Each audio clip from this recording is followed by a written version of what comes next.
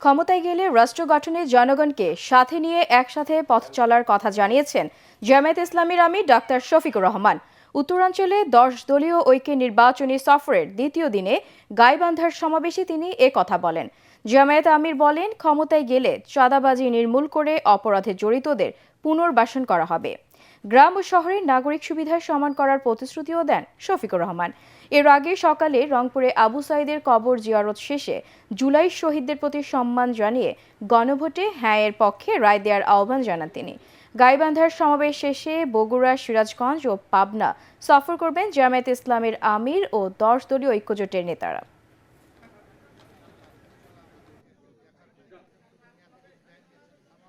জুলাই শহীদদের প্রতি সম্মান দেখানোর জন্য গণভোটের প্রতি হ্যাঁ বলতে হবে।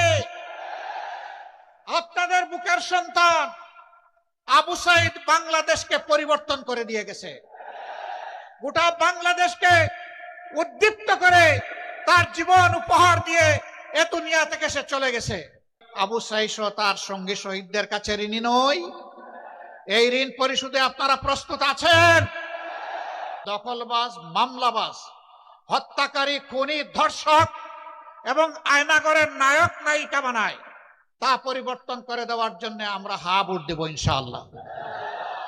সেই হা ভোটের জোয়ারে অতীতের বস্তা পচা সমস্ত ব্যবস্থা যেন ভেসে যায়।